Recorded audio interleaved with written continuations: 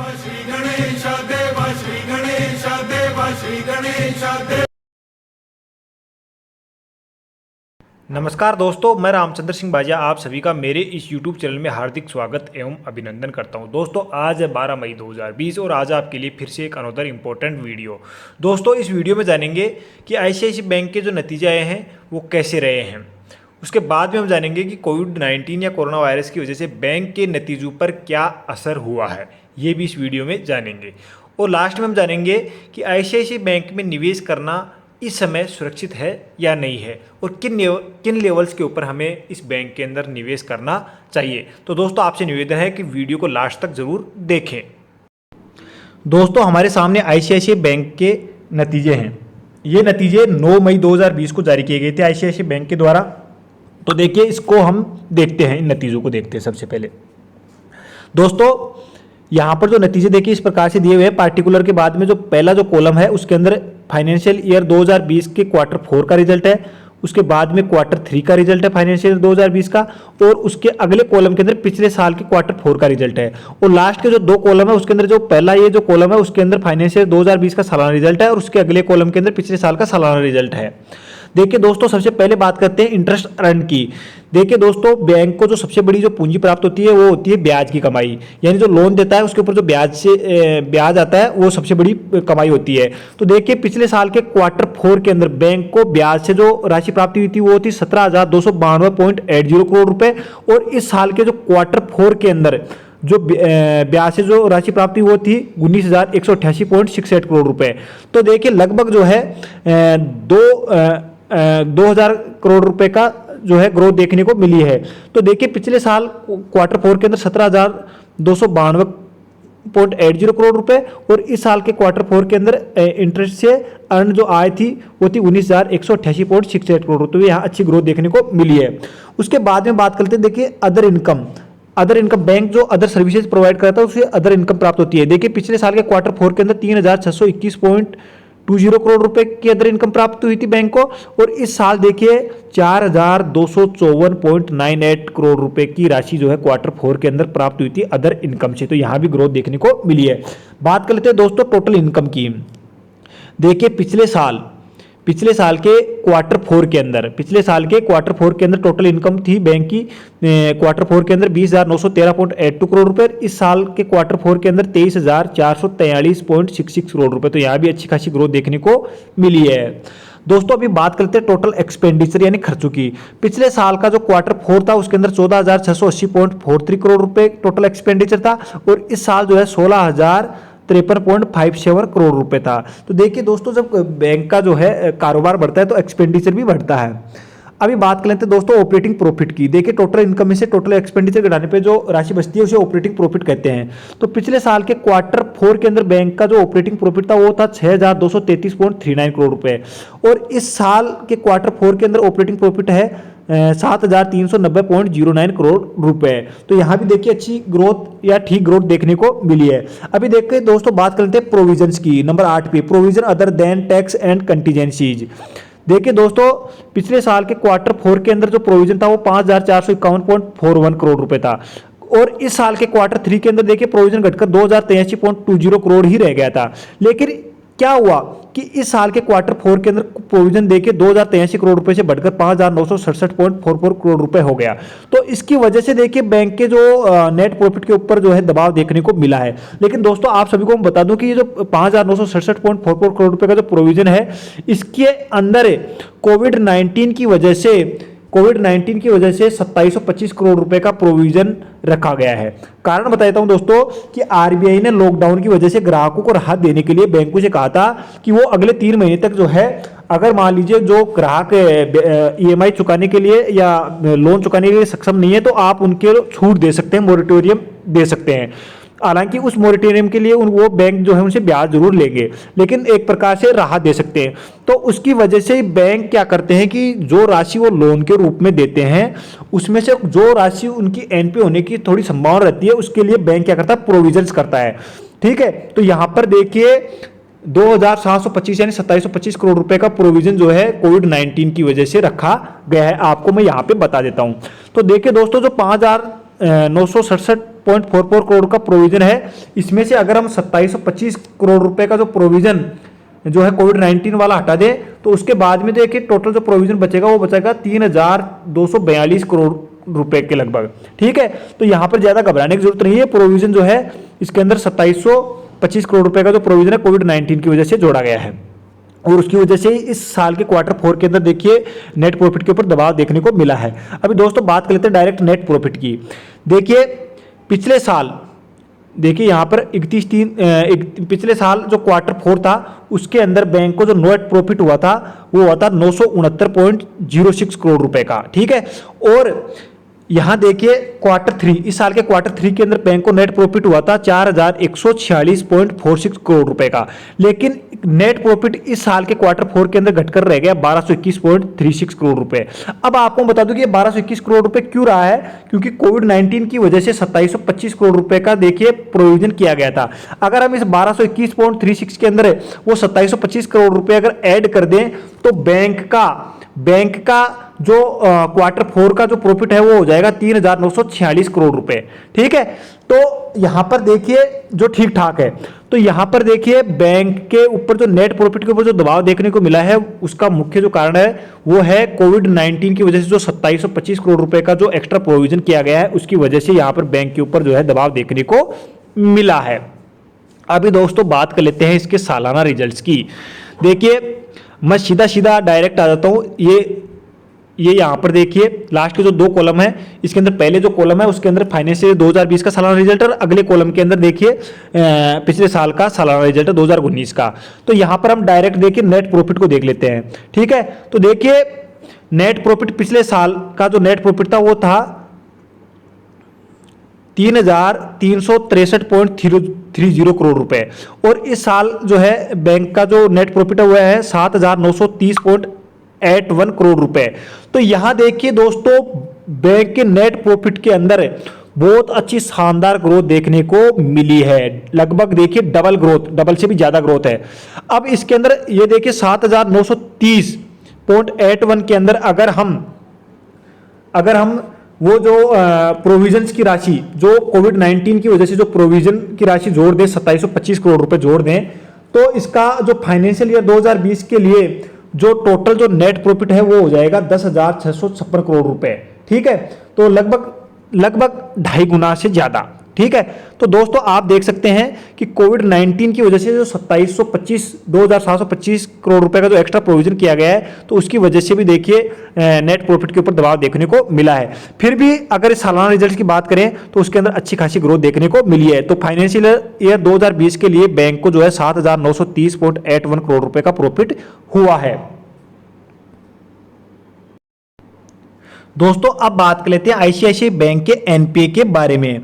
देखिए दोस्तों आप सभी को मालूम है कि एनपीए क्या होता है, नॉन परफॉर्मिंग एसेट्स होते हैं, यानी बैंक जो राशि लोन के रूप में देता है और जो राशि बैंक को वापस नहीं मिलती है तो उसको बोलते हैं एनपीए, यानी जो पोटेंशियल एनपीए तो कितना हो। देखिए हम परसेंटेज की बात लेते हैं, परसेंटेज ऑफ ग्रोस एनपीए। देखिए ग्रोस एनपीए देखिए पिछले साल का जो Q4 था उसके अंदर देखिए जो ग्रोस एनपीए था वो था 6.70%। ठीक है, उसके बाद में देखिए इस साल के Q3 था उसके अंदर ये घटकर हो गया 5.95%। तो ये एक अच्छी बात थी। और देखिए दोस्तों Q4 जो इस साल का जो Q4 था उसके जो ग्रोस एनपीए है वो है 5.53%। तो यहां देखिए Q2 देखिए ग्रोस एनपीए के अंदर कमी देखने को मिली है। उसके अंदर देखिए दोस्तों बात करते हैं उसके बाद में नेट एनपीए की। तो देखिए जो Q4 था दोस्तों, जो Q4 था पिछले साल का 2019 का जो Q4 था उसके अंदर देखिए जो नेट एनपीए था वो था 2.06%। ठीक है, उसके बाद में देखिए इस साल के Q3 के अंदर नेट एनपीए था 1.49%। और देखिए इस साल का जो Q4 है उसके अंदर देखिए एनपीए घटकर कितना बच गया 1.41%। तो दोस्तों ये Q2 ग्रोस एनपीए और नेट एनपीए के अंदर कमी देखी जा रही है, जिससे बैंक के जो असेट्स वैल्यू है वो काफी सुधर रही है। अब दोस्तों बात करते हैं देखिए ईयर टू ईयर के बेसिस में। देखिए पिछले साल देखिए 2019 के अंदर देखिए उसका ग्रोस एनपीए था बैंक का होता 6.70% और इस सालाना ईयर 2020 के अंदर वो है एनपीए है, ग्रोस एनपीए 5.53%। नेट एनपीए की बात करें दोस्तों तो नेट एनपीए देखिए पिछले साल था 2.06% और इस साल है 1.41%। तो देखिए ईयर टू ईयर बेसिस के ऊपर भी देखिए ग्रोस एनपीए और नेट एनपीए के अंदर काफी कमी देखने को मिली है। तो यहां पर देखिए एनपीए बैंक का लगातार कम हो रहा है, तो ये एक निवेशकों के लिए बहुत अच्छी राहत देने वाली खबर है। दोस्तों अब बात कर लेते हैं जो 31 मार्च 2020 को जो क्वार्टर 4 एंड हुआ है उसके परफॉर्मेंस रिव्यू के बारे में बात कर लेते हैं लास्ट में। देखिए कोर ऑपरेटिंग जो प्रॉफिट है उसके अंदर 18% की वृद्धि देखी गई है ईयर ऑन ईयर बेसिस के ऊपर, जो रहा है 7,148 करोड़ रुपए। ठीक है, जो क्वार्टर 4 एंड के अंदर आया है, क्वार्टर 4 2020 के अंदर आया है। नेट इंटरेस्ट मार्जिन जो है 3.87% रहा है क्वार्टर 4 2020 के अंदर। ठीक है, और फीस इनकम के अंदर भी जो है वृद्धि देखी गई है 13% की ईयर ऑन ईयर बेसिस के अंदर क्वार्टर 4 के अंदर।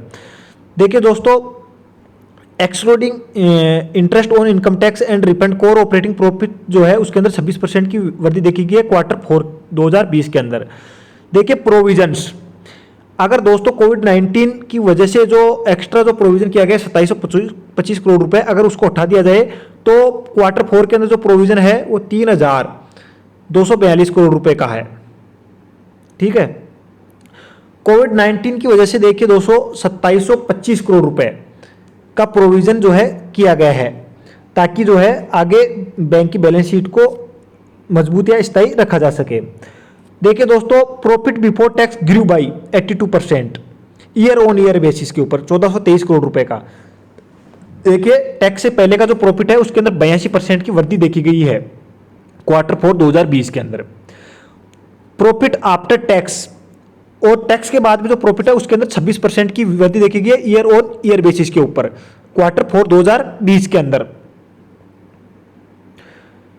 देखिए दोस्तों एक्सक्लूडिंग कोविड-19 related provision the profit after tax would have been, अगर मान लीजिए ये कोविड-19 की वजह से 2725 करोड़ रुपए का एक्स्ट्रा प्रोविजन नहीं किया होता तो बैंक को क्वार्टर 4 के अंदर 3260 करोड़ रुपए का मुनाफा होता आफ्टर टैक्स।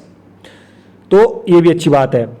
देखिए core operating profit grew by 21%, core operating profit है उसके अंदर वृद्धि हुई है 21% की ईयर ऑन ईयर बेसिस के ऊपर 26,808 करोड़ रुपए की। ठीक है, इन द ईयर एंडेड मार्च 31 2020, सालाना साल जो खत्म हुआ है 2020 के अंदर फाइनेंशियल ईयर के ऊपर। ठीक है, तो यानी सालाना जो रिजल्ट है उसके अंदर देखिए जो कोर ऑपरेटिंग प्रॉफिट है उसके अंदर 21% की वृद्धि देखी गई है पिछले साल की तुलना के अंदर इस साल के अंदर।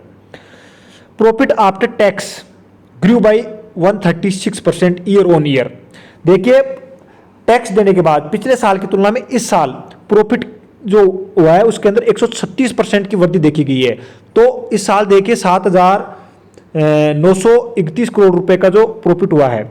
ठीक है, और पिछले साल देखिए कितना था 3,363 करोड़ रुपए का। तो 3363 करोड़ रुपए की तुलना में इस साल 7,931 करोड़ रुपए का सालाना बेस के ऊपर ईयर टू ईयर जो है मुनाफा हुआ है। तो ये जो मुनाफे के अंदर जो है 136% की वृद्धि देखी गई है। 12% growth in average current and saving account. देखिए कासा करंट अकाउंट और सेविंग अकाउंट बहुत बड़ी चीज है किसी बैंकिंग स्टॉक को देखने के लिए। तो देखिए करंट अकाउंट और सेविंग अकाउंट है उसके अंदर 12% की तेजी देखी गई है और average Kasa ratio was 42.3% in quarter 4। Quarter 4 के अंदर जो कासा जो रेशियो है वो है बैंक का 42.3%। देखिए दोस्तों जो 42.3% है जो कासा रेशियो है बहुत अच्छा रेशियो होता है, क्योंकि कासा के रूप के अंदर बैंक को जो पूंजी प्राप्त होती है वो बहुत ही कम ब्याज के ऊपर प्राप्त होती है और उसी पूंजी को बैंक क्या करता है अदर जो कस्टमर को लोन के रूप में देता है और अच्छी खासी कमाई करता है। टर्म डिपॉजिट के अंदर वृद्धि देखी गई है 29% की ईयर ऑन ईयर बेसिस के ऊपर। डोमेस्टिक लोन जो है उसके अंदर ग्रोथ देखी गई है 13% की ईयर ऑन ईयर बेसिस के ऊपर और रिटेल लोन के अंदर भी देखिए 16% की वृद्धि ईयर ऑन ईयर बेसिस के ऊपर देखी गई है। और देखिए दोस्तों non performing assets NPA ratio के अंदर कमी आई है। देखिए पिछले साल जो था 2.06% था और इस साल देखिए 1.41% है। तो एनपीए के अंदर काफी कमी देखी गई है।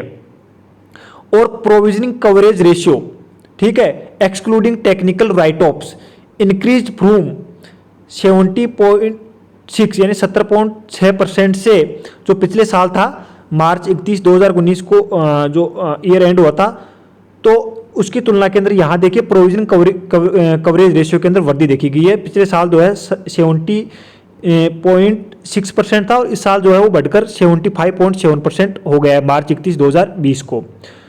Total capital adequacy ratio of 16.11% and tier 1 capital adequacy ratio of 14.72% on standalone basis on March 31 2020। तो दोस्तों इस प्रकार से आपने देखा कि Q4 के अंदर जो रिजल्ट है आईसीआईसीआई बैंक का, अगर उसको ध्यान से देखा जाए, कोविड-19 की वजह से जो एक्स्ट्रा प्रोविजन किया गया है उसकी वजह से बैंक के जो प्रॉफिट के ऊपर जो है दबाव देखने को मिला है, लेकिन उसके बाद में भी बैंक का ईयर टू ईयर जो रिजल्ट है वो उसके अंदर बहुत अच्छी शानदार वृद्धि देखने को मिली है।